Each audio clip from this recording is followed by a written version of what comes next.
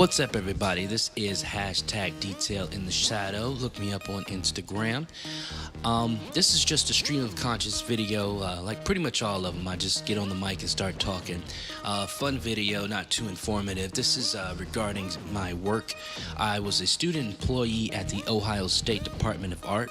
I worked in the photographic laboratory. I worked in the wet lab and the digital lab. It was a blast. It was real fun. I got to learn a lot. I got to see a whole lot of the quote-unquote behind-the-scenes action. I got to really spread my wings in photography. I had almost unlimited access. We had a key card, so it was basically 24 access to the building. I got to learn how to make all kind of photographic chemistry.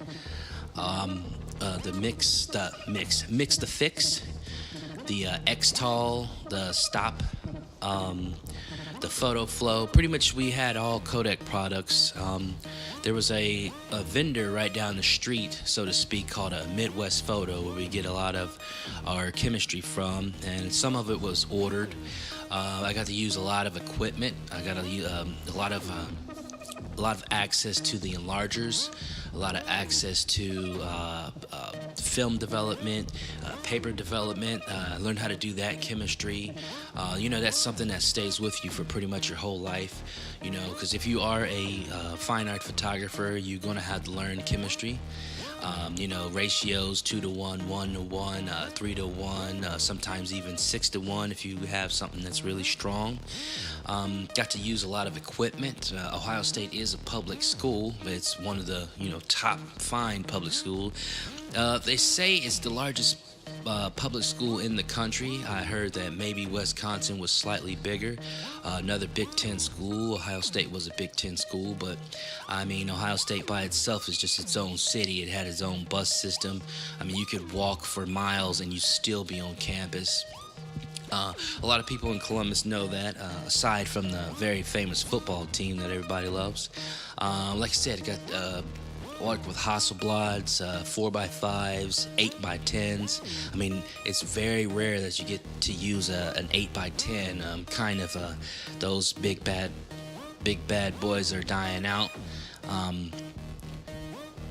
We had an alternative process lab as well, so you can do your cyanotypes, your Van Dykes, if you're so brave, you can even do the platinum palladium or just regular palladium or salt prints. I was really in love with that. That was really fun. We also had a Epson 990 40-inch printer. We had one that printed matte and one that printed glossy. Like I said, plenty of wet lab space, plenty of space to dry off your prints. Like I mentioned, that 8x10, that was an amazing thing to use. Take it back to the old school photography. We had 4x5s in the studio, because we did have a portrait studio, or whatever you wanted to use it for. We just had a nice lighting setup.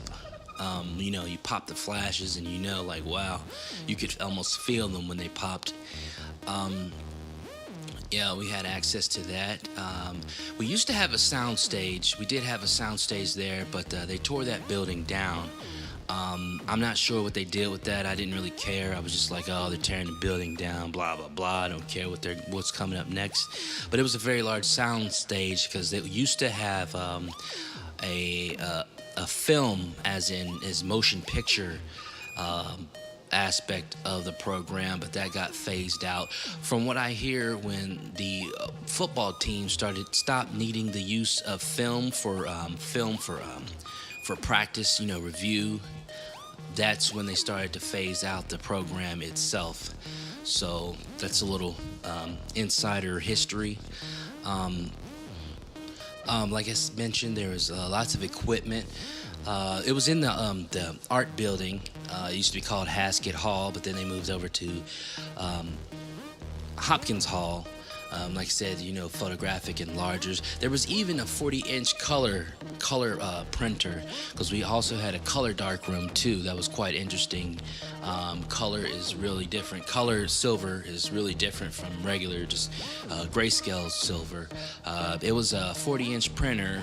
Color printer is one of the few left in the whole country. I was sad that had to go, but there was no room for it when we moved to the new building. So that's another downfall of moving and things changing. Say photographic scoops for if you had to do a project where you wanted an all-white background. The place I worked in was called the Cage. I think it's kind of a common thing across America to call the photo lab equipment center the Cage, but it was real fun. It was a real blast. I guess I'll leave with just a little bit of philosophy.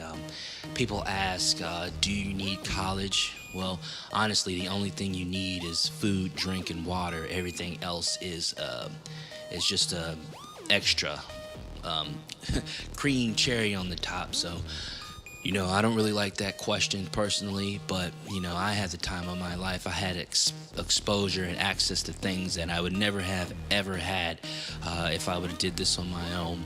But you always want to learn stuff on your own. But I had Guggenheim fellow professors and stuff like that. You just can't beat that. So the only thing I'll leave is just to ask you to please like and subscribe, share the video. If you're a fellow Buckeye yourself, please like and subscribe, and if you're not, please like and subscribe as well. Thanks a lot.